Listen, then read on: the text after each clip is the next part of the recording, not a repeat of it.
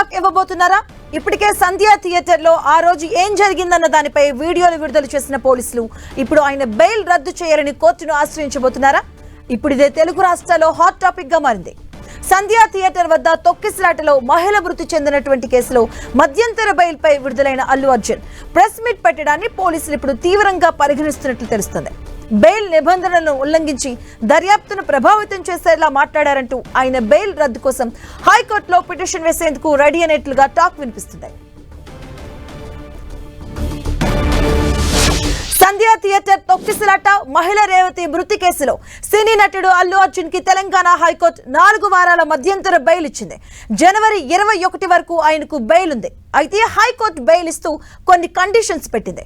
కానీ అల్లు అర్జున్ వాటిని అమలు చేయకుండా ఇష్టం వచ్చినట్లు వ్యవహరిస్తున్నారని పోలీసులు ఆగ్రహంతో ఉన్నారని తెలుస్తుంది. ఇక బెయిల్ పై ఉన్న వ్యక్తి ప్రెస్ మీట్ పెట్టడం రూల్స్ కి విరుద్ధమే అంటున్నారు పోలీసులు. సంధ్యా థియేటర్ లో తాను సినిమా చూసేటప్పుడు తన దగ్గరకు ఏ పోలీసులు రాలేదన్నారు అల్లు అర్జున్. కానీ తాజాగా విడుదల చేసినటువంటి విజువల్స్ లో అది నిజం కాదని తేలిపోయింది అంటున్నారు పోలీసులు. తమకు వ్యతిరేకంగా మాట్లాడుతూ అబద్ధం చెప్పడం ఆయనకు చిక్కుల్లో తెచ్చిపెట్టిందని చెబుతున్నారు. ఇక సంధ్యా థియేటర్ ఘటనపై కేసులో పోలీసులు దర్యాప్తును ముమ్మరం చేశారు. బెయిల్ రద్దుపై అపీల్ పిటిషన్ దాఖలు చేస్తామన్నారు పోలీసులు. ఘటన జరిగిన రోజు అల్లు అర్జున్ తీరుపై పోలీసులు అసంతృప్తిని వ్యక్తం చేశారు.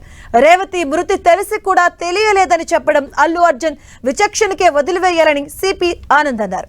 ఇక థియేటర్లో ఉన్న అల్లు అర్జున్ కి పోలీసులు విషయం చెప్పారని, అయితే అల్లు అర్జున్ మాత్రం రేవతి మృతి మరుసటి రోజు తెలిసిందని మాట మార్చారని సిపి అసంతృప్తిని వ్యక్తం చేశారు.